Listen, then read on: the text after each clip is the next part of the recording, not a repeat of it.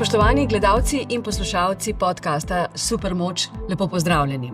Dobrodošli v zgodbi, kjer bomo slišali ikonične ustanovitelje zagonskih podjetij, pionirje v industriji, uspešne Slovence, ki so nekakšen steber ali smerokaz naše skupne prihodnosti. Naj povem, da je ta serija poklon slovenskemu gospodarstvu in vsem ljudem, ki so pravzaprav temelj sedanjosti in prihodnosti. Sem Petra Kovič in v tej seriji podcastu Supermoči ne ostajam na površini, ampak se potapljam globoko in odkrivam, odkot te neverjetni umi, te nadpovprečni Slovenci črpajo moč, supermoč, navdih, inspiracijo in kje najdejo motive, da počnejo to, kar počnejo. Zanimalo me bo, ali sploh kaj spijo, zakaj počnejo to, kar počnejo in ali si želijo samo slave in bogatstva ali jih vodijo neki višji cilji. Naj povem, da sem tokrat še posebej vesela, ker gostim žensko sogovornico. In sicer je to predsednica Poslovnih angelov Slovenije Nina Dremelj. In naj že kar v začetku povem, da se bova z Nino tikali, ker sva dobri prijateljici in bi zvenelo precej izumetničeno, če bi jo vikala. Nina Dremelj, lepo pozdravljena. Zelo sem vesela, da si v podcastu Supermoč, ker verjamem, da jo tudi ti poseduješ.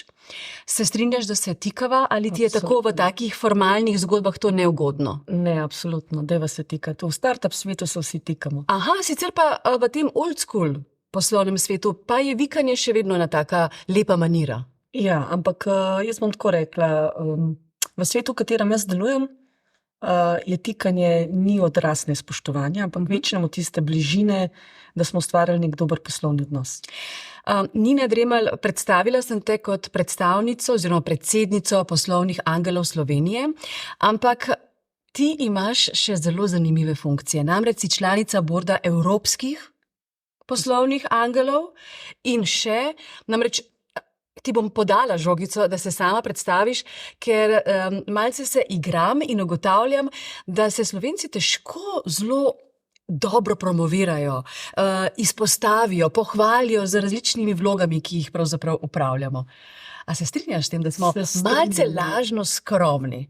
Tudi jaz imam težave s tem, zelo težko povem, kaj vse počnem, ampak bom rekla tako, v mojem primeru jaz vedno izpostavljam stvari, ki so meni po srcu blizu. Tisto, za kar res verjamem, kar je v mojem primeru trenutno, se pravi predsedovanje Poslovnim angelom, to res delam s srcem, z neko res veliko strastjo. Vzporedno je stvar, ki jo lahko poudarim to, da postavljam nov sklad skupaj s svojo ekipo, seveda nisem sama, ampak drugače pa je kar neke funkcije, ki so dejansko odraz dela, ki ga delamo znotraj investicijske branže. Ena je to, da smo letos prvič bili dejansko, oziroma lansko leto izvoljeni, da smo lahko kot slovenski poslovni angeli člani Evropskega združenja poslovnih angelov in smo člani borda.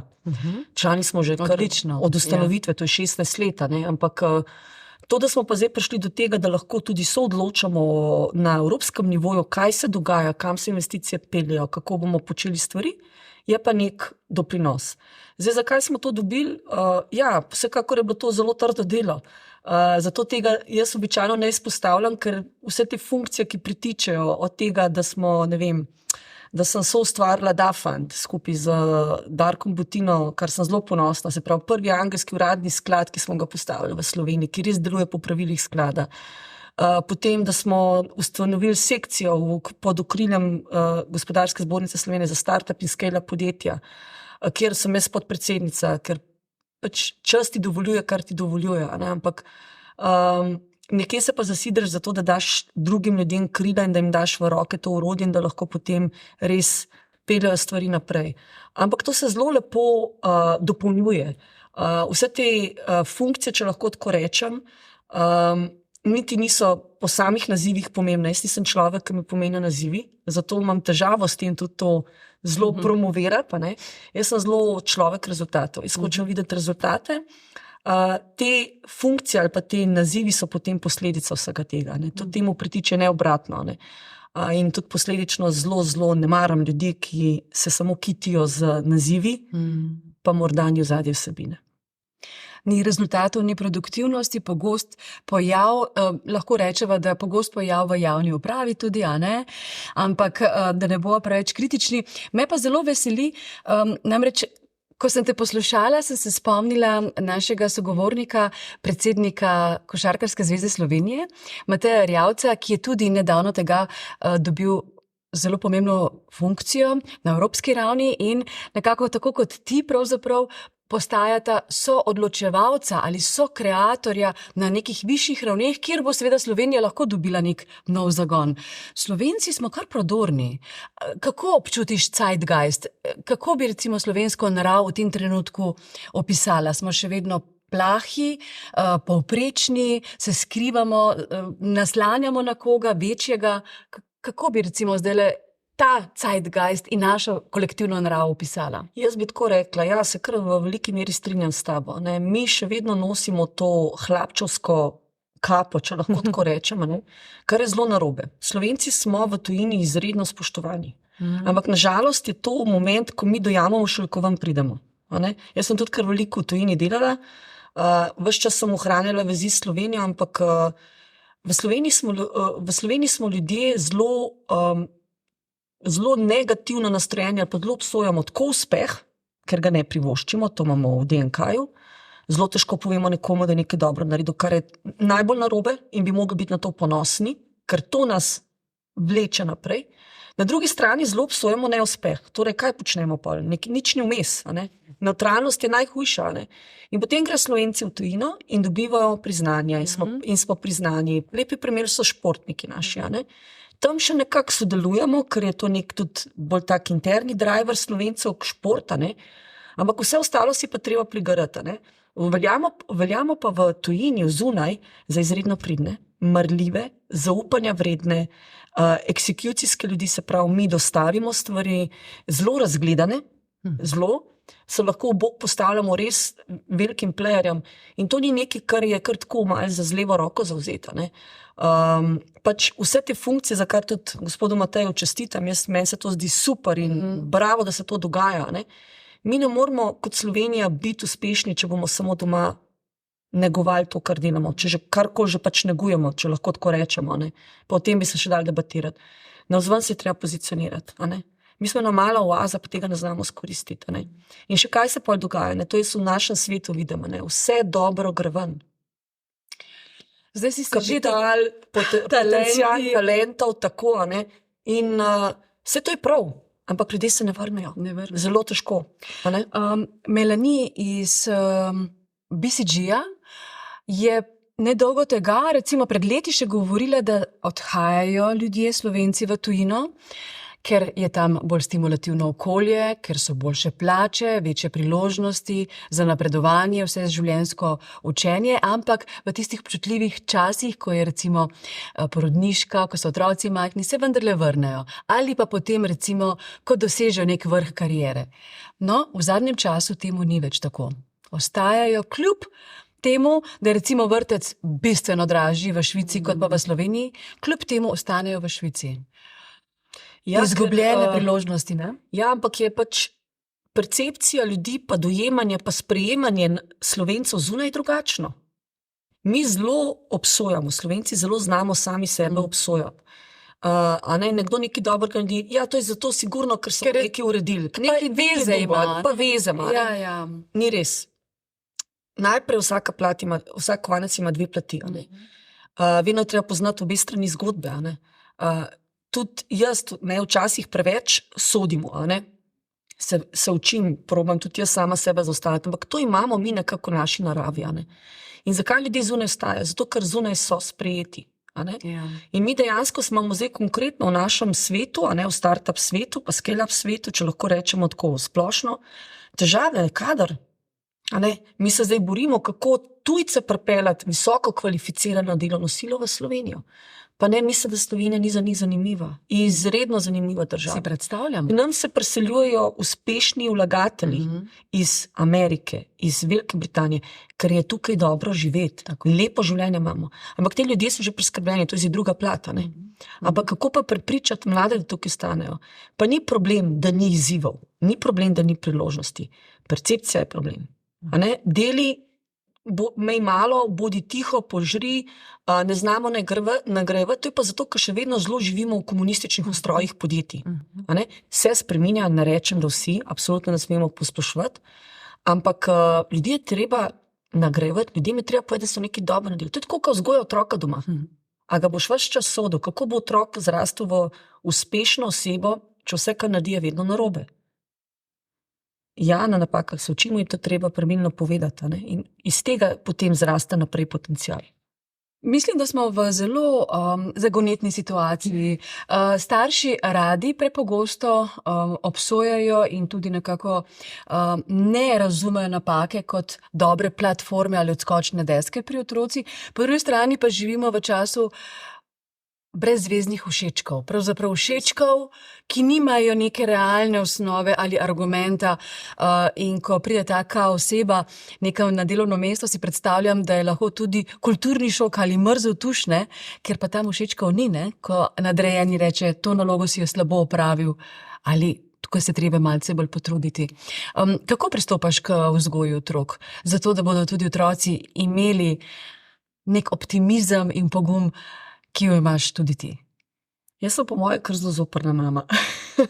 Mislim, vem, da se večkrat slišam od svojih dveh. Se učiš z otroci? Ne. Ne? Ne. Torej ne obvladaš geografije? Mislim, jo obvladam, zato ker jaz obvladam. Ne. Ne, mislim, tako je. Jaz pa moj mož sva zelo si želiva, da od svojih otrok dobiva dve samostojni osebi in jih spodbuja v tem, da se v šoli trudita in da se v bistvu znajdeta. Ne želim tudi, recimo, imam zelo sta različna, imam sina pa hčerko, hči je zelo pridna, ona je zelo delovna, tako naprej. Sin je pa zelo iznajdljiv, kar je za življenje bistveno bolje. Ampak z njim v njega je treba dati bistveno več nekega napora, daj prosim naredi to, potrudi se. Ne? In stigma, ki jo imamo doma, ali pa bom rekel moto bolj, ki ga imamo doma, je, ni pomembno, a prineseš petko domov. Vse, kar želimo, da si se za to ocenil, kakršna je, potrudila. Pa da je ostalo znanje. Ja, in da dejansko zelo, zelo vztrajam, pa se ukvarjam z otroci na ta način. Se pravi, sem zoprna mama, ker zahtevam, da so stvari narejene, da je soba pospravljena, da je red, da se naredijo zapiski, da so neki to-doji doma, ki jih je treba vsak dan kot neke naloge narediti, ker tudi jaz jih moram, kljub vsemu sem v službi, pa sem mama, pa moram domov pred, pa tudi treba kaj narediti. Ampak ne pa temeljim k temu, da želim, da je moj otrok pod pritiskom, da mora imeti zdaj same petke, samo zato, ker je to družbeni standard. Mene v življenju ni nikoli vprašal nihče, kakšno ceno sem imela, geografija, katero maturo sem delala, kako sem faks končala in tako naprej. Točno tako. Nihče, ker to delaš za sebe. In želim od otrok dejansko, kaj jih učim, je že od 10. leta njune starosti, od sina še prej dejansko, ko je bil star 6 let, jih učim zelo podjetnosti. Se pravi, vse, kar počneta, da naredi to na pravi način, naredi korektno, naredi cene z računi, če prodajaš in se znajdi. Se pravi, kaj mora narediti, da dejansko denar pride na mizo, kako je težko zaslužiti. In to v bistvu privede tudi do tega, da v bistvu zelo varčujeta, znata z denarjem delata, seveda skladno z njuno starostjo, in tako naprej. In ta duh je bolj pri nas. Pomagava, absolutno pomagava, če je potrebno in če se prosi za, a pomagaš, da mi to razložiš. To je nekaj drugega, kaj je iniciativa. Drugače pa moja naloga kot mame ni to, da z otrokom sedim pa se z njim učim, da z njim delam domačo nalogo oziroma da jo za njega delam. Ne, ker otrok mora biti pri tem samostojen. Exactly, ja. Dejala si, da je hčerka pridna, marljiva, fant je iznajdljiv, pa tudi delnica je oblečena v rožnate oblačila, deček v modra. Nina, predstavljam si, da če ti je kdorkoli, kadarkoli rekel, da si pridna, da ti ni bilo všeč. Ne. Kateri komplimenti tebi res, recimo, tako nekako, ne vem, pomenijo nek zagon, nek res pravi kompliment. Da je nekaj prav narejeno. To. Aha. Se pravi, jaz sem že kot otrok bila blazno prodajno naravnana oseba. Ne sem hotela vse prodati. Ne. Moji starši so bili ves čas živčni, ker vse, kar sem videla, sem hotela pretopiti v nek denar, ne, pa priložnosti. Ne. Se ukvarjala z vsem, kar se zmisliš. Ne. V bistvu meni je bilo vedno kompliment to si dobro naredila. Ne, bravo, ne rabim tega, ampak ne, to je bilo dobro narejeno, ker je razlika med dobrim pa med slabim, ko nekaj narediš. Ne? In to mene v bistvu vleče naprej. Tudi danes, v bistvu, ko delamo, je pomembno prvič to, da imaš ekipo. Jaz ves čas govorim, da vsi moji uspehi niso moji, ampak so delo ekipe, ki za mano stoji, pa z mano stoji. Kar tudi ni lahko izbrati dobro ekipo, to je dejstvo, to vsi vemo. Ampak tudi to smo se z leti naučili. Naučili smo se tudi, da ljudi, ki nam ne ustrezajo, tako odrežemo, da ni več kompromisov. Ampak to, da naredimo nekaj skupaj, da imamo viden rezultat, da se lahko tega veselimo, da lahko naredimo neko refleksijo in da potem lahko gradimo še več, pa še bolje iz tega ven. Nina, v tem trenutku nisi povedala samo vodila za dober posel, ampak tudi vodila za zasebno življenje. Ampak pustiva zasebno življenje še malce ob strani. Zanimivo se mi je zdelo to, da si pravzaprav nasledila gospoda, ki je bil prej predsednik Poslovnih angelov Slovenije, gospoda Branka Drobnjaka. Torej, stekleni stropovi zate in v tem poslu niso obstajali, ali je bil Branko tako prodoren in tako širok moški človek, da je nekako spustil v to okrilje žensko tebe, ali si se ti tako dokazala? Je šlo za sinergijo, verjetno? Jaz bom rekla tako, kot prvo je pomembno to, da kar se meni konkretno z Brankom zgodilo, bo to, da v življenju rabiš enega believerja. S tem rečem, nekoga, ki vate verjame. Ne rabimo 100 komplimentov, ne rabimo 100 lajkov, 100 čestitk, saj jaz ne. Meni to nič ne pomeni, to se tudi vidi na mojih socialnih omrežjih, jaz sem zelo skopa, zelo redko kdaj kaj dam, če že kar moram. Ja. Ker to mene ne fila, to mene ne izpopolnjuje. Je bilo pa tako, da Branko, vsi vemo, da je imel zelo uspešno zgodbo, težke čase in tako naprej, to je del posla, ampak on je izreden učitelj. In nisem samo jaz tista, ki jo vzel pod okrilje, kar nekaj, en taka lep šopek ljudi je bil, ki jih je on v bistvu skalil, ki nas je naredil dejansko, lahko rečemo, in smo mu lahko hvaležni, jaz samo, ampak jaz sem to tudi vrnila za dobrim delom in sem se res trudila, ker je izjemen učitelj. Se pravi, zelo težko je dobiti ljudi, ki so pripravljeni deliti znanje. Konkretno Slovenci imamo tukaj problem, mi ga ne želimo deliti, zato da nam bo kdo kaj ukradel. Katastrofa.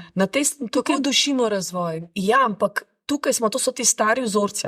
Ampak dovolj mladi, da so se popačili, namreč ravno staro grško, antično je bilo vodilo, da mora vendarle učenec prehiteti učitelja. Ja, ampak to spet terja zelo močno osebno. Samo podobo. Zero ego policy moraš imeti, in se moraš tudi zavedati, zakaj to delaš. Branko je pač izreden poslovnež, zelo dober poslovnež, zelo veliko ljudi se ga boji na takšen ali drugačen način, pač zato, ker mu niso dorasli.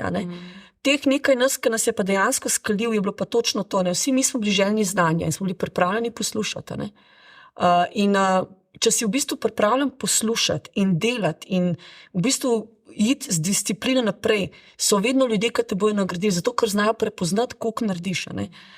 Recimo in midva z Branko smo bila en tak duet, ko sva začela delati 8 let nazaj, ker sem pač jaz želela se naučiti, sem se tudi naučila, in sva skupaj delala. Je pa tudi res, da sva bila karakterno dober tim, da sva lahko stvari izpeljala, zapirala in tako naprej.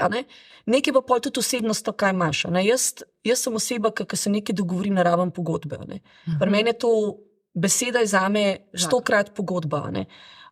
In zelo lahko delam z ljudmi, ki so isti, zelo težko pa s tistimi, ki ne. Tako da tukaj bom rekla, malo kombinacije. Najprej rabiš nekoga, da te potegne, pa te prepozna. Ker nič v življenju dobro, če ti skozi govorijo, je super, delaš, ful dober je, ampak ves čas si na istem. Včasih lahko greš, pa bypassaš, pač uspeš na drugačen način. Lahko imaš pa to, kot Američani počnejo, ta mentorship, da te nekdo dejansko ti pomaga razumeti big picture, da te nauči, da ti pove, da to ni bilo v redu, zdaj pa dajmo tako, ne? In da te v bistvu skalija. In zato sem jaz blazno hvaležna. In Branko je neka oseba, ki je te zidove porušil, ker konec koncev ta svet, v katerem sem zdaj, zelo težek. Prioritetno zelo moški še vedno.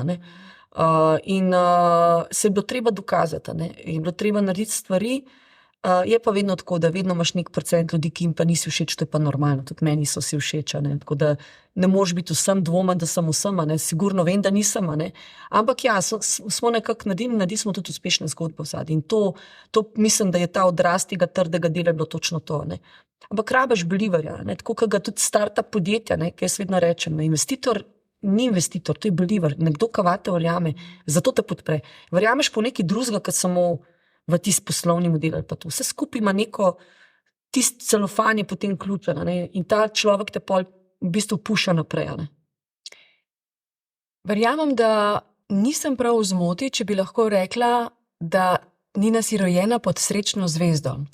Ker v Sloveniji dobiti to vrstnega mentorja ali believerja, pa naj bo to Branko ali kdorkoli drug, je res pravzaprav en lep presežek in sem vesela, da to tudi z dobrim delom nekako vračaš in tudi širiš svojim kolegom in ljudem in jih podpiraš tudi sama.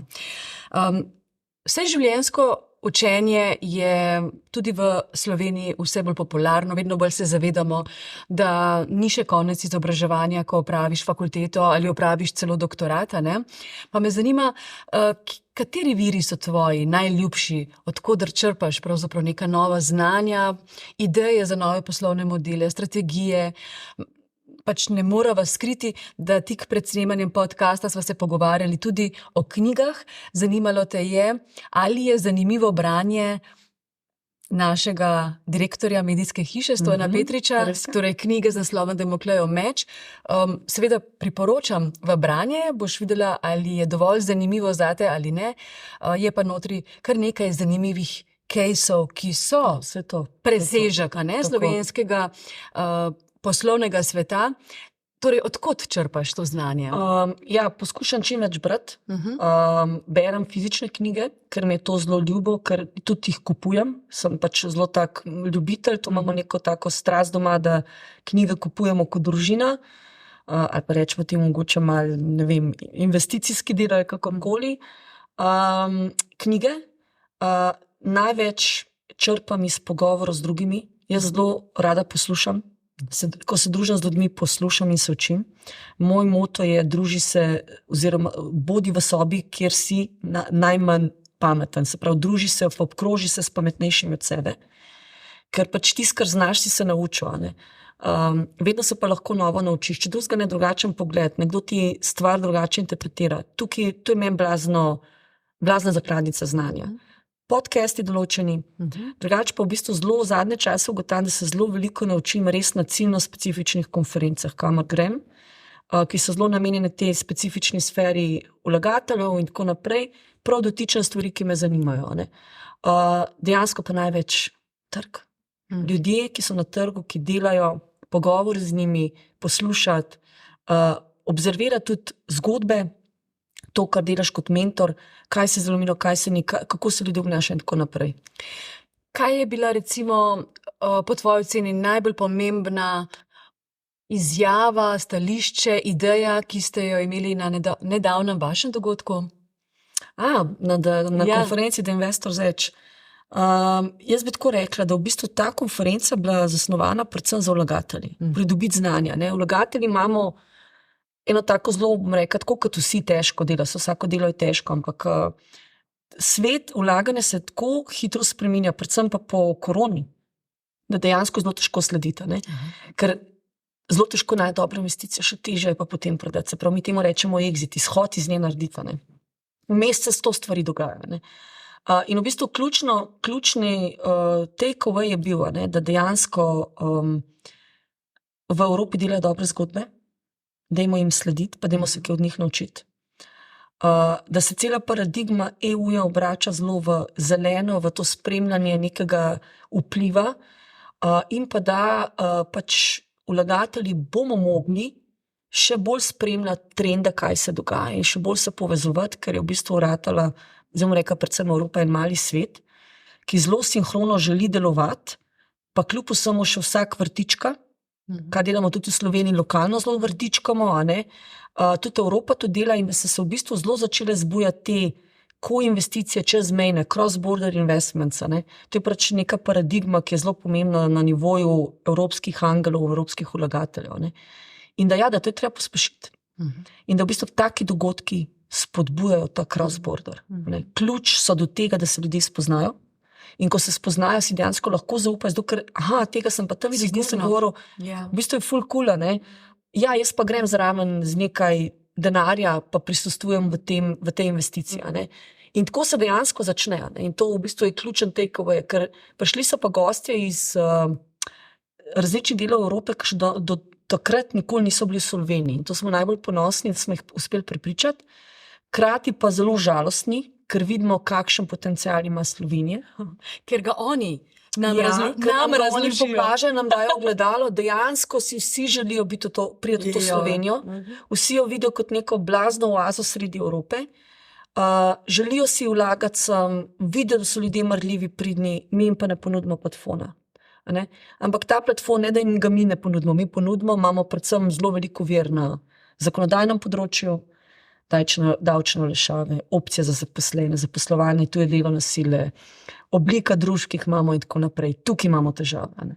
Je to že odgovor na vprašanje, zakaj slovenski podjetniki družbe ustanavljajo v tujini? Torej tudi Slovenci bežijo v Evropo, v London in druga mesta? Če bi se naša vlada zavedala, kaj se dogaja, bi se malo zelo popraskala Kaj se dogaja? Po glavi.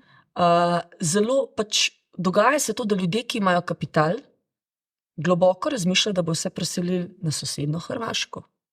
Zakaj? Ker je Hrvaška uvedla opcije za zaposlene. Kaj to zdaj pomeni? V mladih podjetjih, startih podjetjih je običajno edina, bom rekla, rešitev, ki jo ti imaš, da pritegneš dober kader, to, da jim lahko daš deleže v podjetju. To so opcije za zaposlene, tako imenovane. In v Sloveniji imamo tako davčno zakonodajo, da če ti to zaposlenemu daš, ga FURS naslednji dan naskoči in obdavči. Ker nimamo tega urejenega. In smo v bistvu, mislim, da celo si upam trditi, edina država v tej srednji Evropi, ki tega nimamo urejenega. Hrvati so to naredili. Avstrijci z naslednjim letom 2024 uveljavljajo davčne olajšave. Kaj to pomeni? Mi se to že borimo 10 let, zato smo tudi naredili sekcijo, kjer se zdaj res korenito pogovarjamo z vlado. To je sekcija startupskega podjetij. Znotraj gospodarske zbornice. Ker je gospodarska zbornica tudi zelo dobro logistično telo, pa tudi nek dežnik je, pod katerega se lahko pozicioniraš, na drugi strani to mi pač sami komuniciramo. Ampak kaj je pomembno? Lep primer je Britanija, Francija, Nemčija. Oni so dali za vlaganja v startup podjetja, ki so običajno zelo inovativna, hitro rastoča, ki prinesejo bogat delež denarja nazaj v državo, preko davkov, zaposlitev in tako naprej, olajšave na investicije. To pomeni, če smo danes mi prodali podjetje, je investitor dobil denar. Ta denar je ponovno vložil v startup podjetje. Dobil nekaj olajšav, ker je dobil nekaj olajšav, je lahko še eno podjetje podprl. Potem je te dve podjetji sta zaposlili ljudje, kreirali denar, vse v državi, in ko so exitirali, je ta isti investitor še enkrat iz istega denarja, ki je že plačal davek, spet plačal davek in ga spet reinvestiral. Praktično 3 do 4-krat isti denar plačaš davek in slovenska država ne razume. In mi smo edini, ki teh spodbud nimamo. In kaj se zdaj dogaja? Ljudje parkirajo denar drugam, ker so davčne olajšave ali pa so davčne spodbude, in potem iz tem investirajo. Seveda davki se ne plačajo v Sloveniji. Na drugi strani je to motor, ki poganja gospodarstvo, zato ker se zdaj svet podjetništvo zelo vrti v logiki startup mindseta. Hitro, agilno in tako naprej. Tudi korporacije so začele se s tem ukvarjati. Njihov mindset. In denar mora ostati doma in s tem ne ostaja. Poleg tega, da imamo v bistvu pri nas imamo to mantro. Mi ne iščemo rešitev, mi iščemo, kako lahko kaznujemo.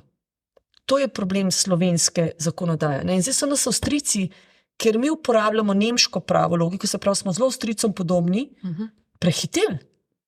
In bojo s 1.1.24 šli kot enotno kot država v davčne olajšave in v politiko ustvarjanja okolja za sklade tveganega kapitala. Torej si predstavljam, da glede na to, da postaja celo naša soseda Hrvaška in zdaj v perspektivi tudi Avstrija obljubljeni deželi, mi smo pa neki ujetniki znotraj teh dveh držav, da bomo še nekaj časa čakali na Samoroga.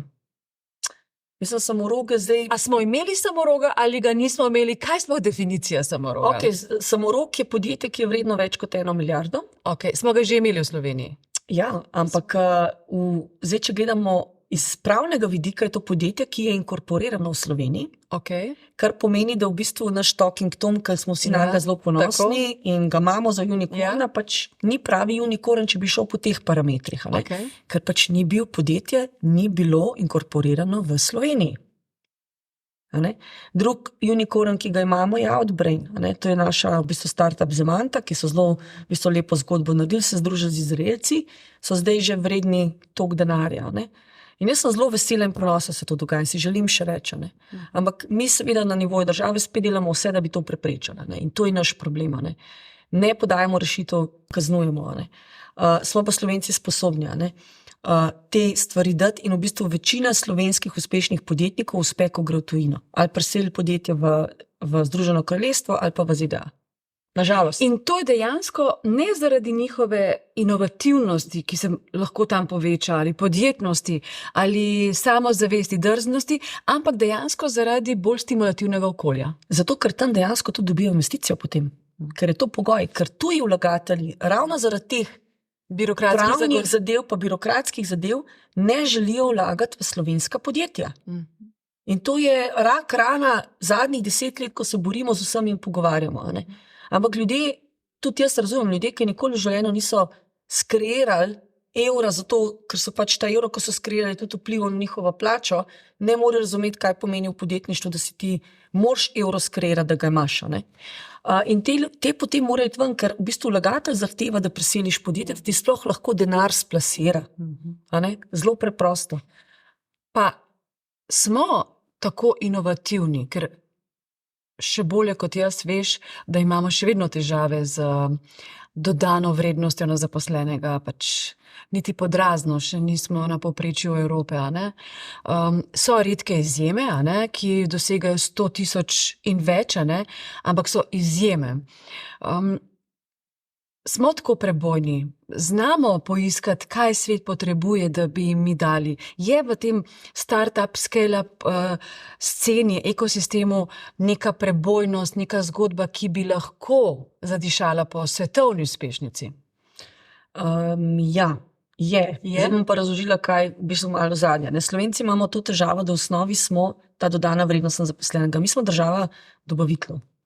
Predvsem za nemški svet. Če govorimo zdaj o klasičnih ustrojih podjetij, kar je čisto v redu, ker smo zelo dobri, ker smo cenjeni, ker želijo z nami delati in si želijo slovenske kvalitete, ker dostavimo, naredimo kvalitetno in tako naprej, smo zanesljivi.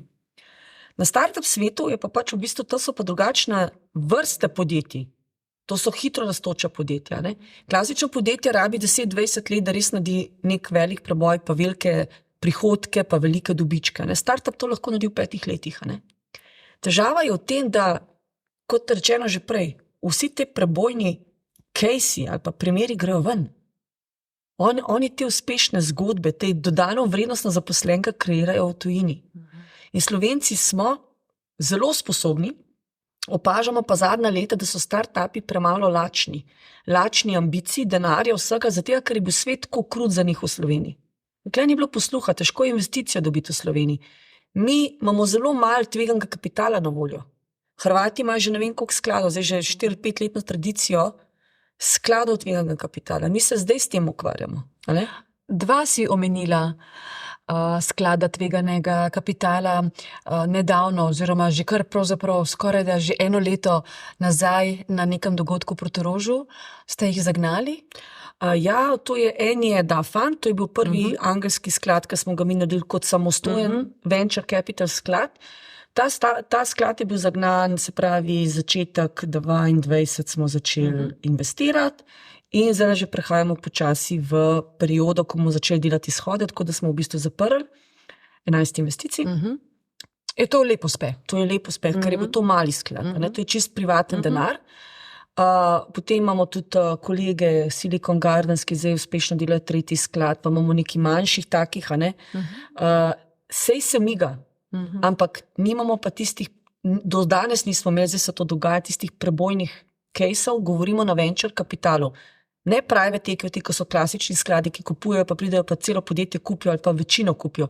Mi kupujemo manjšinske deleže, ker je naša naloga, da jih z denarjem podpremo, res za kolesje zavrtimo in potem oni naredijo velike multiple, potem gremo mi ven. Private equity dela drugače.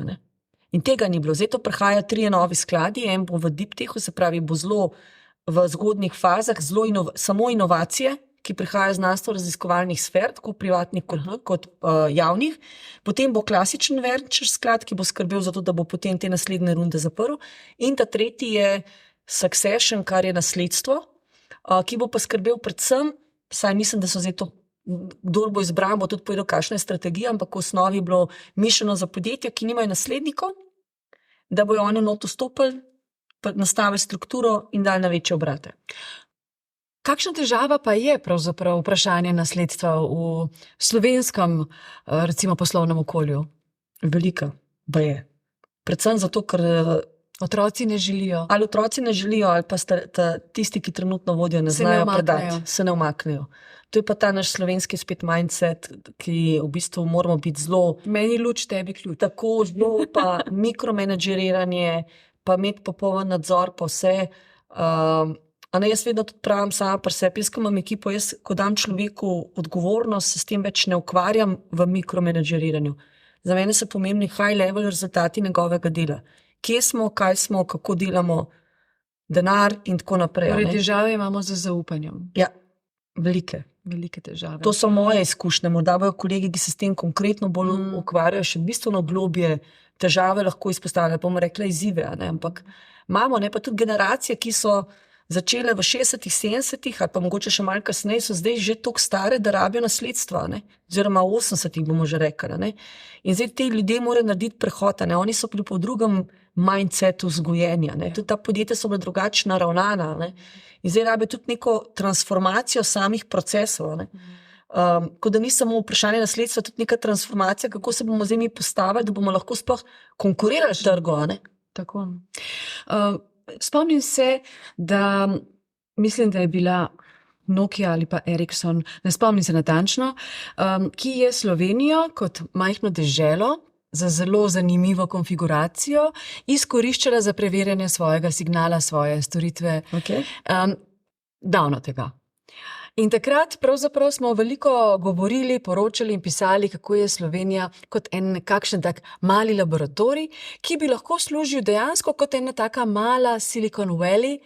Evropa je speča lepotica napram Ameriki, pa tudi v končni fazi Kitajski, Slovenija tudi, ampak spomni se, da na enem izmed dogodkov je Nejc Novak tako omenil, da če bi bili drzni, bi lahko pravzaprav izkoristili dano priložnost, kajti po Brexitu niti ena evropska država ni center zagonskih podjetij in tveganega kapitala. Ja.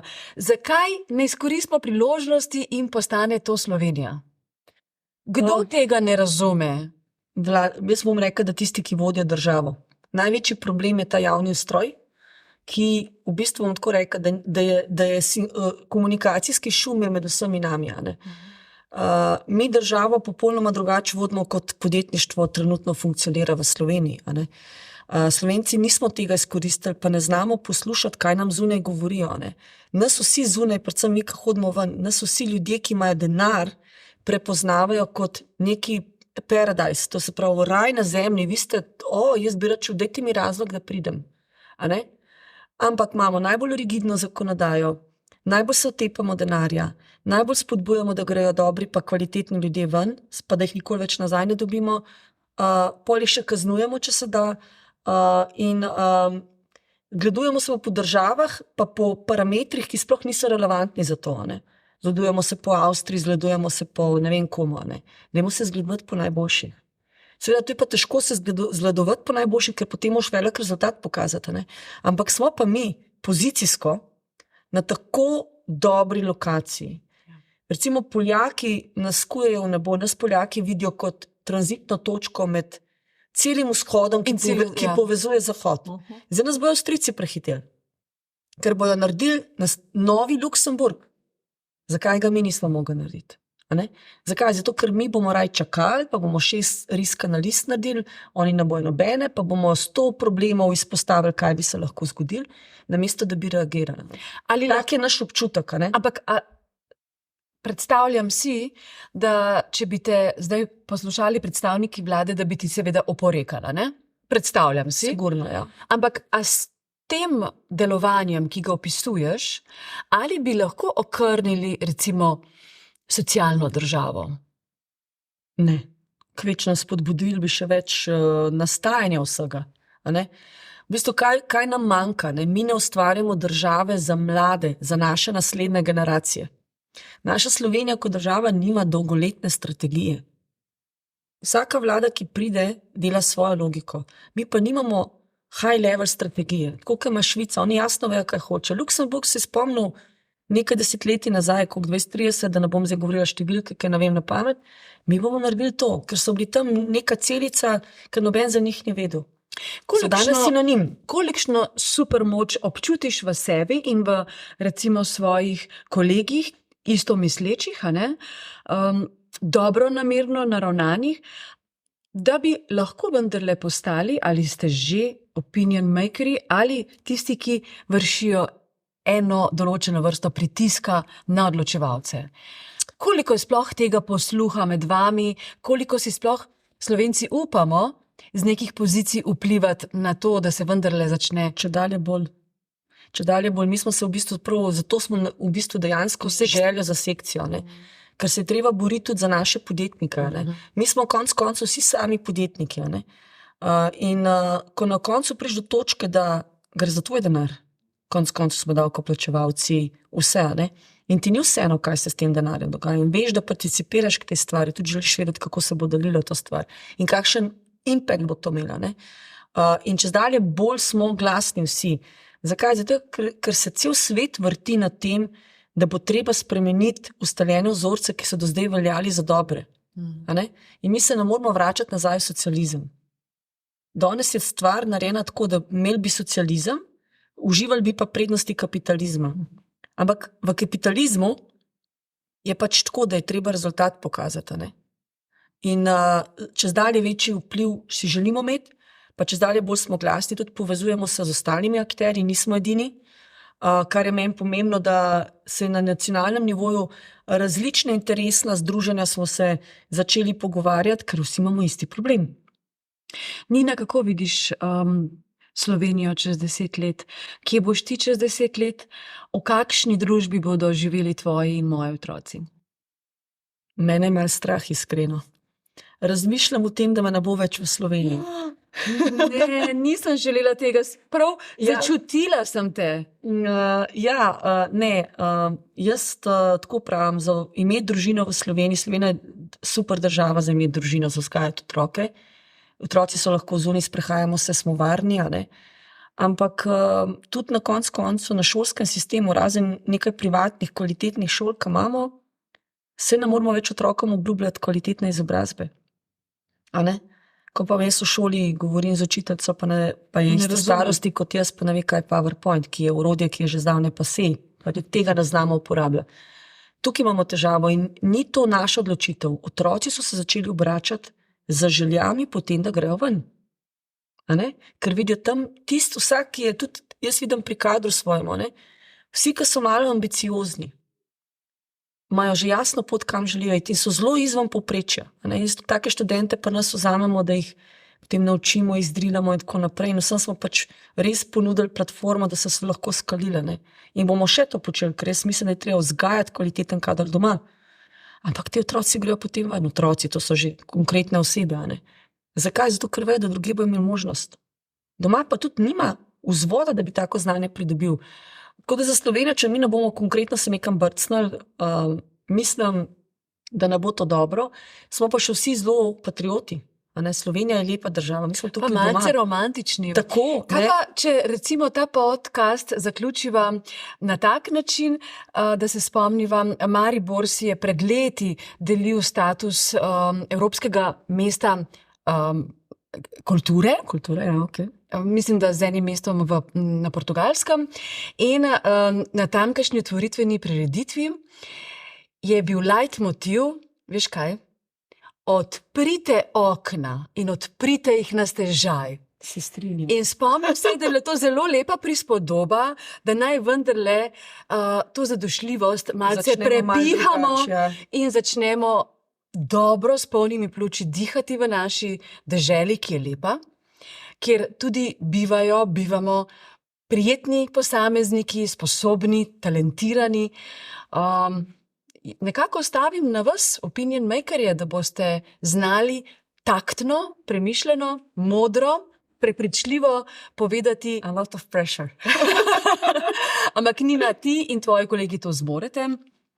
Za konec, kako naporno je bilo leto, kako imaš poln kufer tega leta in kako komaj čakaš počitnice, dopust? V bistvu je bilo zelo naporno leto, bi Ja. rekla. Tudi z ekipo smo ravno zadnjič se pogovarjali, da bo res treba malo na ampak je bilo naporno v dobrem smislu. Lepe stvari so se zgodile, zelo veliko smo premaknili naprej, rezultati so dobri. Tako da, ko imaš te stvari, si lažje malo manj utrujen. Tako. A, Prijetno utrujen. Tako, ja, je bilo naporno, si želim za nekega takega res konkretnega chill outa, ampak pač ta naša žilica nam ne da, tako da smo že od ponedeljka smo bolj na off, se pravi od včeraj, ampak nič se še ni spremenilo. Ampak ne, priložnost, zdaj pa čas bo res za malo se sprostiti, umiriti, cela ekipa, potem pa že kujemo nove načrte, ker pač je treba tudi malo energije nabrati, da dobimo nove ideje. Jesen bo pestra, se jo zelo veselimo, ampak ja, jaz bom tako rekla, če ti ni težko delati, pa ni problemov. Delo ne ugrizne, Res je. ugriznejo odnosi, privoščim ti urejene odnose. Me pa še zanima, upoštevaš vsa ta novodobna ali pa starodavna pravila, naprimer pa elektronska detoksikacija recimo, ali pa naprimer gledanje v zarjo ali zjutraj v tisto sončno svetlobo, ki bojda uravnava hormonski sistem, spanje 8 ur. Nežna rekreacija, Ja. suplementi, branje Čisto knjig. preveč. Ogromno Ne, pravil nam diktira življenje, da smo potem že pod stresom zaradi teh pravil. Jaz pravim zdrava kmečka pamet. Jaz sem zelo zagovornik pragmatičnosti. Ne padam na te stvari. Telefon sem se sama naučila, da ga odložim.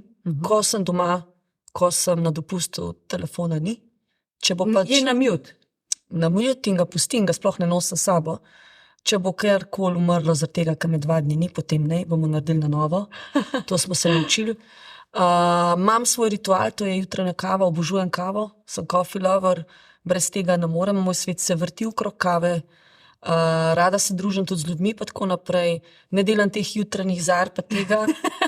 Jaz bom tako rekla, da čez dalje bolj skrbim, da se obkrožam z res dobrimi ljudmi, da si več časa za njih vzamem. Spim še vedno premalo, ampak v osnovi ne rabim veliko spanja, tako da jaz spim tam 5-6 ur zdaj, včasih sem še manj. Spet nazaj začenjam gibati, se pravi, smo malo zanemarili, ampak je potrebno, ker pač vsi vemo, da ljudje, ki zelo veliko delamo, ko pozabimo nase, pa se še do burn-outa lahko pride. Treba je skrbeti za rekreacijo, ne light, zelo hard. Res, ja. vdrži, fitness, kaj počneš? Tudi kolesarjenje, različne stvari, zdaj bo morje, pa to plavanje, potapljanje, tako. In to vse veliko stvari počenjaš s svojim možem. Ja. Dolgoleten, dolgoživ zakon, Ja, res je, Lepo. 20 let že. 20 let. To je Ne, to je, res jaz imam lepa doma, jaz sem si, zgodba. jaz se lahko rečem, sem zelo ponosna na svojo družino. Meni je družina številka 1. Ker za mene je parameter številka 1, da ko pridem domov, zaprem svoja vrata, da sem oazo za miru njimi in srečna. ljubezni. Tako. Ja, ampak da sem tudi za njimi srečna. In imamo tudi družinsko pravilo, to je, če se karkoli v družini pogovarjamo in tako naprej, tudi pri otrocih, to je stvar družine, Dremelj. In tudi vemo, tako se pravi, da imamo neko celico, se bomo trudili vzgajati, življenje marsikaj prinese, ampak da ne le tako ostane, a ne, je pa to zelo pomembno. Zato sem tudi lahko v tem poslu tako zelo aktivna, pa upam, da tudi uspešna, pa čez dalje, da bom lahko bolj, ker imam doma podporo in to je zelo pomembno. Vse to ti iskreno privoščim in ker vem, da je za to potrebno tudi veliko odpovedovanja in truda, ti tudi čestitam. Zdi se mi to lep uspeh, dosegljiv, ampak vendarle lep uspeh. Nina, imej lepo poletje in potem jeseni z vso super močjo, ki jo premoreš, nove zmage. Absolutno, tudi tebi. Hvala lepa. Uživaj, drži se. Hvala lepa. Spoštovani gledalci in poslušalci podcasta Supermoč, med vrsticami je bilo mnogokrat moč prebrati, kaj je tista supermoč in kaj so tiste prave vrednote in vodila, ki nas morajo gnati naprej v novi jutri, v novo zgodbo, v novo prihodnost, lahko rečem v boljšo prihodnost. Sicer pa nasvidenje in srečamo se spet prihodnji četrtek. Hvala lepa.